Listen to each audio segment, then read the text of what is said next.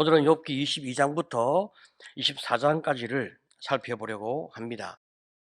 욥기 22장부터는 이제 3라운드의 논쟁이 시작되어지는데 이제 엘리바스가 세 번째로 등장해서 말을 하기 시작하죠. 우리가 이 내용을 쭉 살펴보게 되어지면 인과응보의 논리에서 하나도 바뀐 것이 없습니다. 22장 5절을 보게 되어지면 내 악이 크지 아니하냐 내 죄악이 끝이 없느니라. 엘리바스는 처음부터 끝까지 욥이 죄가 너무 많아서 이런 고난을 겪고 있다, 그렇게 책망을 하고 있습니다. 사람은 자기가 한번 옳다고 생각한 자기 논리를 바꾼다는 것이 어렵다는 것을 우리는 다시 한번 확인하게 되죠. 정확하게 이야기를 하면 논리를 바꾸기는커녕 내가 하는 말이 옳다는 것을 더 많이 강조하기 위해서 이제 엘리바스는 욥을 모함하고 욥을 향하여 더 많은 거짓말을 이제 보태는 이런 악을 범하고 있는데요. 22장 6절로 9절을 보게 되어지면 까닭 없이 형제를 볼모로 잡으며 헐벗은 자의 의복을 벗기며 목마른 자에게 물을 마시게 하지 아니하며 줄인 자에게 음식을 주지 아니하였구나. 권세 있는 자는 토지를 얻고 존귀한 자는 거기에서 사는구나. 너는 과부를 빈손으로 돌려보내며 고아의 팔을 꺾는구나. 우리가 이제 이 엘리바스의 말을 이렇게 묵상해 보면 상상할 수 없는 이 거짓말을 지어내는 것을 우리가 이제 보게 되거든요. 엘리바스가 욥이 약한 사람을 괴롭히고 돕지 않고 갑질을 하고 있다, 그렇게 이제 모함을 하고 있는 거예요. 우리는 어제 20장에서 소발이 말이죠, 욥에게 남의 제사를 갈취하였다 한 가지만 거짓말을 보태는 것을 보았어요. 그런데 오늘 아침에 이제 우리는 엘리바스를 보게 되어지면 더 많은 거짓 죄의 목록을 추가하는 것을 우리가 보게 되는 것입니다. 어떻게 이런 일이 만들어질까? 우리는 여기에서 이제 인간의 본성적인 악의 본질이, 악의 본성이 집단 속에서 더 크게 성장하고 더 크게 활동하는 것을 보게 되는데요. 여러분, 우리가 집단에서는 말이죠, 아주 쉽게 사람을 괴롭히는 일이 나타나게 됩니다. 사람이 혼자서는 자기 양심의 통제를 받기 때문에 1대1의 관계에서는 그렇게까지 악하게 사람을 괴롭히는 것이 쉽지 않습니다. 그런데 집단 안에 있게 되어지면 내 양심이 집단 안에 숨게 되어지고, 그래서 양심의 가책을 집단 안에서는 잘 느끼지를 못합니다. 이런 이제 인간이 가지고 있는 삶의 심리적 맥락 때문에 집단에서 한 사람을 타겟으로 삼아서 정죄하기 시작하면 그 다음 사람은 그 사람을 죄인으로 낙인 찍고 거기에서 새롭게 시작하는 거예요. 그러니까 점점 더 심하게 학대하고 점점 더 심하게 그를 괴롭혀도 양심의 가책을 느끼지 않게 되는 거예요. 이것이 집단 악의 한 모습이 되어지고 있습니다. 그 피해를 당한 사람은 평생 그 고통의 트라우마에서 벗어나기가 아주 어려운 것입니다. 자, 그러면 우리는 좀 궁금한 마음이 이제 일어나는데, 엘리바스는 무엇에 근거해서 욥의 죄를 만들어내었을까? 엘리바스가 주장하는 욥의 죄는 무엇에 근거한가? 우리가 근거 없는 뇌피셜이라고 하는 이제 용어가 등장하게 되는데, 여러분, 뇌피셜이라고 하는 말은 말이죠, 객관적인 증거 없이 자기의 뇌에서 이제 상상으로 만들어내는 이야기죠. 평소에 내 자신이 그런 맥락을 가지고 있으면 너도 그럴 것이라고 생각하는 이 심리가 있는데, 여기에 자기 뇌의 상상이 덧붙여지는 것입니다. 자, 그러면서 이제 욥에게는 또다시 뭐라고 충고하냐면 너는 하나님과 화목하라, 또 그렇게 충고하고 있어요. 22장 21절을 보게 되어지면 너는 하나님과 화목하고 평안하라, 그리하면 복이 내게 임하리라. 지금 말이죠, 자기는 엄청난 죄와 악을 만들어내어 욥을 정죄해 놓고 욥에게는 뭐라고 말합니까? 하나님과 화목하라. 그렇게 이야기하는 거죠. 그 말은 네가 하나님 앞에서 회개하라. 이렇게 이야기를 하고 있는 거죠. 그뿐 아니라 돈을 너무 사랑하지 말라고 충고를 덧붙이는데요. 22장 24절 이하를 보게 되어지면 내 보화를 티끌로 여기고 오빌의 금을 계곡의 돌로 여기라. 그리하면 전능자가 내 보화가 되시며 내게 고귀한 은이 되시리니. 하나님은 우리의 보배가 되시고 보물이 되는 것은 맞죠. 자, 그렇지만 욥이 돈 때문에 약한 사람을 괴롭히고 갈취하였다 하는 이 뇌피셜은 전부가 다 거짓말이란 말이죠. 그런데 엘리바스는 누가 너에게 충고를 하면 네가 잘 경청하고 겸손하게 너의 잘못을 인정하라고 윽박지릅니다. 22장 29절을 보게 되어지면 사람들이 너를 낮추거든 너는 교만했노라 말하라. 하나님은 겸손한 자를 구원하시리라. 지금 말이죠. 엘리바스가 욥을 굴복시키기 위해서 접근하는 이 방식이 심리학적으로 조종이라고 이야기하는데요. 조종이라고 하는 것은 다양한 방법으로 사람이나 환경을 내 뜻대로 지배하려고 하는 그런 악한 태도를 가리켜서 조종이라고 이야기해요. 이 조종은 말이죠. 우리가 알고 있는 이 가스라이팅 이것보다 훨씬 더 넓고 훨씬 더 깊게 사람을 컨트롤하는 그런 악한 것인데 사실 우리나라 사람들은 거의 다 조종을 사용하고 있어요. 그런데 이제 엘리바스가 아주 우리 본문에서는 탁월하게 이 조종을 사용하고 있습니다. 엘리바스는 자기의 생각이 옳다고 확신하면서 욥의 생각을 꺾고 욥을 짓밟기 위해서 온갖 잔소리로 협박하기도 하고 또 회개하면 하나님이 너한테 복을 줄 거라고 달래기도 합니다. 심지어 뇌피셜로 상상력을 총동원해서 욥의 죄를 만들어서 공격하기도 합니다. 이것이 조종의 실제인 거예요. 욥이 뭐 이 중에 어느 한 가지라도 죄가 있어서 네가 그렇게 돌이켜야 한다. 그렇게 책망하면 욥이 말을 잘 들어야 되고 겸손하게 회개해야 되고 또 자기 죄를 참회해야 됩니다. 근데 우리가 알고 있는 바 욥은 이런 죄를 어느 한 가지라도 범한 것이 없어요.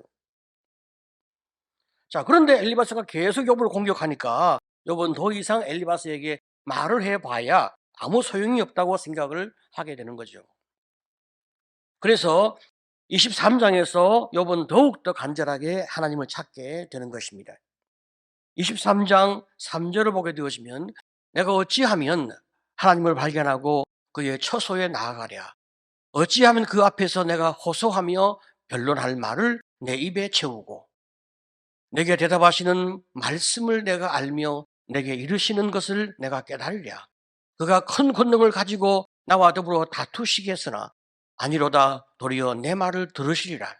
거기서는 정직한 자가 그와 변론할 수 있은즉 내가 심판자에게 영원히 벗어나리라. 지금 요번 말이죠. 이 모든 문제에 대한 진정한 해결책은 하나님을 만나서 내가 하나님께 대답을 들어야 이 모든 문제에 확실하게 해결되지 않겠는가. 하나님께서 반드시 나의 말을 들으시고 그리고 내 고난을 멈추게 하실 것이다. 이렇게 그는 주님에 대한 신뢰가 그 마음 가운데 있습니다. 자, 그런데 문제는 하나님을 만날 수가 없는 것이 문제가 되고 있는 거예요. 23장 8절 9절을 보게 되어지면 굉장히 시적으로 표현하고 있는데요.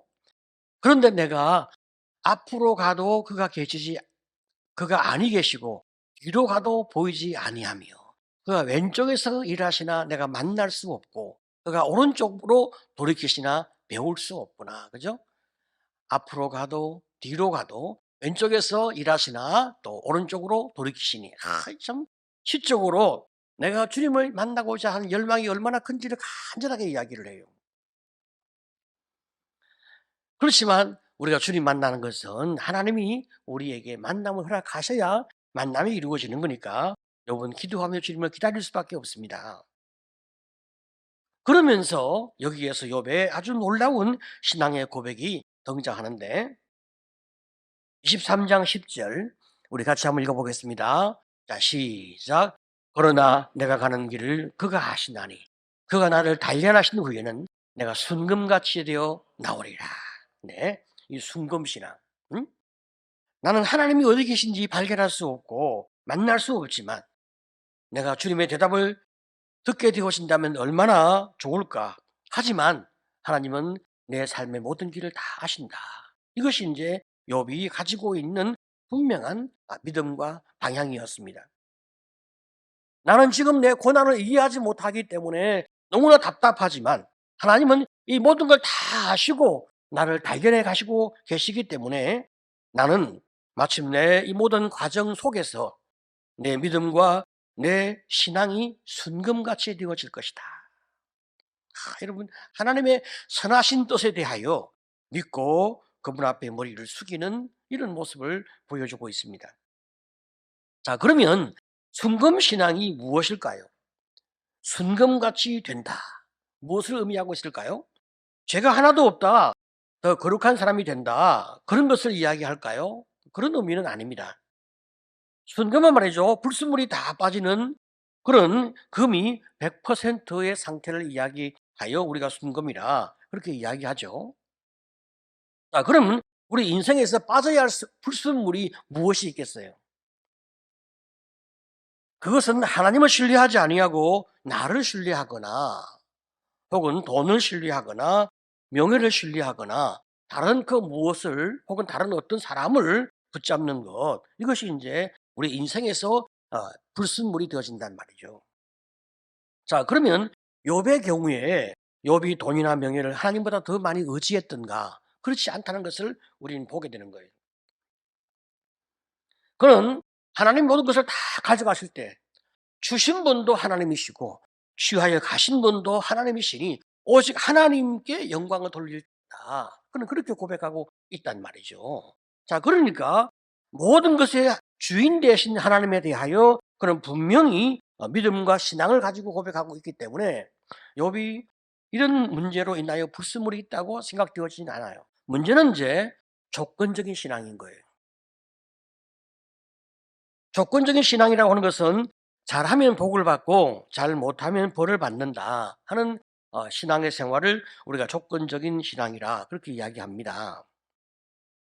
여러분, 조건적인 신앙이 틀린 건 아닙니다. 좀 부족할 뿐이죠. 틀린 건 아니에요. 여러분, 우리가 자녀를 키울 때 말이죠. 자녀가 어릴수록 조건적인 양육 방법을 많이 사용합니다. 자녀가 잘하면 상을 주고 자녀가 잘 못하면 벌을 주는 거예요. 부모는 자녀가 하나님이 내게 맡겨준 고귀한 인격이기 때문에 참 그 자녀가 너무 또 귀하기 때문에 자녀의 존재와 자녀의 행동과 삶을 무조건적으로 다 수용하고 사랑해주고 싶어하는 마음이 있어요. 자, 그렇지만 우리 자녀는 아무리 어린 아이라 하더라도 우리 자녀의 가슴 속에 죄성이 있어요. 원죄가 있단 말이죠. 그렇기 때문에 인간은 무조건적으로 사랑해주고 그 모든 것을 다 수용해주게 되어지면 악의 길로 가게 되어지는 거예요. 우리가 이것을 이제 과잉보호라 그렇게 이야기를 하지 않습니까? 그러면 우리가 어떻게 아이를 키웁니까? 아이의 존재는 무조건적 사랑과 수용을 주고 아이의 행동에 대해서는 끈끈이 우리가 잘 살펴서 인격적인 교정을 우리가 해 나간단 말이죠. 그때 상과 벌을 우리가 주는 거죠. 이때는 어쩔 수 없이 조건적인 사랑으로 자녀를 대하게 되는 거예요. 이것은 자녀를 교육하기 위한 하나의 방법인 거지 부모와 자녀 관계의 핵심은 아닌 거예요. 부모와 자녀의 핵심은 무엇입니까? 무조건적인 사랑이란 말이죠. 자, 그런데 자녀가 성장한 이후에 부모가 나를 조건적으로만 사랑했다. 그렇게 이해하게 되어진다면 얼마나 그 부모가 서운한 마음이 들겠어요. 자녀를 조건적으로 대한 것은 자녀의 인격과 삶을 세워주기 위한 방법으로 그렇게 한 것이지. 부모의 마음은 무엇이든 다 주고 싶은 것이 진심이죠. 자, 그래서 자녀의 인격과 실력이 준비되어지면 이제 부모는 모든 것을 물려주고 부모는 주님의 품에 가는 것이 이제 우리가 자녀를 키우는 삶의 한 방법이 아니겠어요. 지금 제가 설명드린 것은 부모가 인격적인 실수가 없다는 것을 전제로 하고 말씀드리고 있습니다. 여러분, 우리가 말이죠, 욥기를 시작하면서 하나님과 사탄의 대화를 우리가 생각하게 됩니다. 사단은 욥이 하나님을 잘 믿는 것은 하나님의 욥에게 복을 많이 주셨기 때문이라고 강조하고 있어요. 만약에 그 복을 하나씩 제거해 버린다면 욥은 하나님을 버릴 것이다. 이것이 사탄의 논리였습니다. 다시 말하면 사탄은 욥의 신앙이 조건적인 신앙의 수준에 있는 사람이라고 이야기하고 있어요. 이것이 욥의 신앙의 허점이라고 이야기하는 거예요. 자, 그러면 그 조건을 하나씩 제거하면 진짜 어떻게 되어지는가? 그래서 이제 욥에게 고난이 왔잖아요. 사단은 하나님이 주신 축복을 하나씩 거두어 갔습니다. 그렇지만 욥은 우리 하나님을 원망하지 않고 끝까지 믿음을 지켰습니다. 자, 그렇지만 욥의 세 친구들은 말이죠, 욥보다 더 심한 율법주의와 욥보다 더 심한 인과응보의 논리를 가지고 욥을 공격을 하고 있는 거예요. 어떻게 더 심한 논리로 욥을 공격하는가? 그것은 제가 이제 내일 다시 말씀드릴 건데, 욥은 이 논쟁을 통해서 점점 더 하나님이 나를 어떻게 다듬어 가시는지를 알아가게 되는데요. 욥은 주장합니다. 인과응보가 맞기는 하다. 하지만 현실에서 그렇지 않게 보일 때도 많다.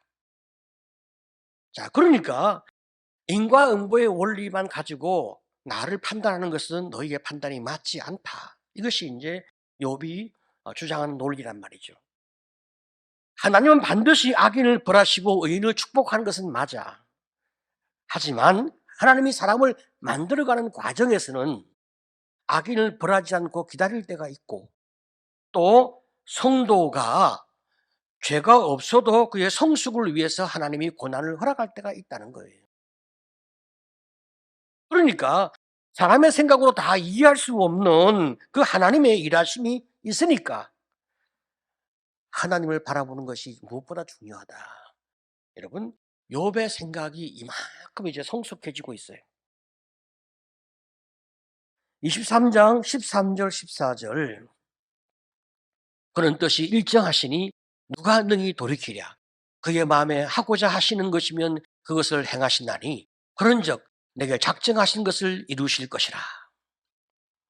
하나님은 이랬다 저랬다 하는 분이 아니니까 우리가 하나님을 신뢰할 수 있고 믿을 수 있지 않냐. 우리 하나님은 반드시 작정하신 것을 이루시는 하나님이시다. 그렇게 욥은 주님을 믿고 외치고 있습니다. 지금 하나님께서 나를 약하게 하셔서 내가 두려워하고 내가 힘들어하는 것은 사실이라고 이야기합니다. 하지만 이것이 인생의 한계를 알아가는 과정이라고 그는 받아들이는 거예요. 23장 15절 16절을 보게 되어지면, 그러므로 내가 그 앞에서 떨며 지각을 얻어 그를 두려워하리라. 하나님이 나의 마음을 약하게 하시며 전능자가 나를 두렵게 하셨나니. 자, 여러분, 우리가 말이죠, 여기에서 이제 욥의 신앙의 그 이제 한계를 이제 우리가 보게 되는 거죠. 여기에서 하나님은 더 욥이 하나님을 더 많이 신뢰할 수 있는 그런 성숙함으로 나가도록 이제 욥을 다루어 가시게 되는 그 핵심을 우리가 이제 보게 되는 거예요. 자, 그러면 욥은 지금까지는 말이죠, 내가 잘하면 하나님이 복 주시고 내가 잘못하면 하나님이 벌 주실 것이라고 하는 생각을 욥도 가지고 살았어요. 욥은 하나님의 사랑에 대해서 조건적인 어떤 그런 마음을 가지고 또 살았기 때문에 혹시 내가 죄를 범하여 주님으로부터 내가 버려질까 봐 두려워하는 마음으로 죄 짓지 않기 위해서 애를 많이 썼습니다. 그렇지만 이런 정도의 신앙의 수준은 하나님이 원하시는 것이 아니란 이 말입니다. 욥은 자신의 인생의 한계를 알고 내가 아무리 잘한다 해도, 내가 아무리 최선을 다해서 노력한다 하더라도 인생이 가지고 있는 한계가 있거든요. 인간이 가지고 있는 죄성의 한계가 있어요. 그래서 내 한계를 알고 주님께 나를 온전히 맡기고 주님께 나를 온전히 드리는 그 신뢰의 수준, 헌신의 수준까지 욥이 성장해야 함을 깨닫게 되는 거예요. 내가 내 모든 인생의 문제를 해결할 수 있는 능력이 없다는 것을 아는 과정이 지금 이 고난의 과정인 것을 욥이 깨달아 갑니다. 여러분, 인간은 누구나 한계가 있지 않겠습니까? 사람은 그 자체가 한계를 가지고 있어요. 자, 그렇지만 그럼에도 불구하고 하나님이 내게 주시는 사랑과 용서, 그 은혜와 긍휼, 이것을 온전히 신뢰하는 것, 이것이 믿음의 본질인 것을 욥이 더 깊이 알아가는 거예요. 하나님이 욥에게 원하시는 것이 무엇이냐? 믿음인데, 그 믿음은 무조건적인 신앙, 순금 신앙을 욥에게 요구한 것을 욥이 깨달아 간다 이 말입니다. 지금까지 욥이 가지고 있었던 그 조건적인 신앙이 이 과정을 통하여 무조건적인 하나님에 대한 순금 신앙으로 바뀌어 가고 성장해 가는 과정으로 하나님이 이 고난을 다루어 가는 거예요. 어떤 분은 이렇게 이야기합니다. 무조건적인 신앙은 맹신이 아니냐. 그렇게 오해하는 분이 있어요. 여러분, 맹신은 대상이 믿을 만한 분인지 대상이 어떤 분인지 모르기 때문에 맹신을 가질 수가 있어요. 하지만 우리가 믿는 그 순금신앙, 절대적으로 하나님을 의지하는 그 신앙이 하나님은 어떤 분인지 우리가 알기 때문입니다. 그분이 가지고 있는 속성, 하나님만 가지고 계신 그 고귀한 속성, 그것은 사람이 가지고 있는 그런 속성이 아닙니다. 하나님만 가지고 있는 속성이에요. 그걸 우리가 이제 비공유적 속성이라고 이야기한단 말이죠. 공유적 속성은 하나님이 사람에게 준 속성이거든요. 그것은 뭐 사랑이나 뭐 이런 겸손이나 이런 것입니다. 그렇지만 비공유적 속성은 하나님만 가지고 있어요. 그것이 무엇입니까? 영원하신 하나님, 불변하신 하나님, 전능하신 하나님. 우리를 만세 전부터 사랑하시고 은혜 가운데 우리를 선택하시고 이끌어 가시는 하나님. 여러분, 우리가 그 모든 것들을 어떻게 우리가 다 이해하겠어요? 내가 믿는 하나님, 성경이 말씀하는 하나님은 바로 그런 삼위일체 하나님이시란 말이죠. 그 하나님을 분명히 알고 그 알매 근거하여 절대적으로 의심하지 않고 하나님께 나를 맡기고 믿음으로 나가는 신앙, 바로 그 신앙을 순금신앙, 무조건적인 신앙이라 그렇게 이야기하는 거예요. 하나님은 욥을 그렇게 다루어 가려고 하시는 겁니다. 그래서 그 과정에서 욥을 괴롭히는 수많은 역동들이 있고 고난이 있고 친구들의 괴롭힘이 있는 거죠. 여러분, 어찌한다 하더라도 여러분은 그렇게 다른 사람을 괴롭히거나 다른 사람을 더 성숙하게 만들어가기 위한 하나의 나쁜 도구로 사용되어지지 마시기를 축복합니다.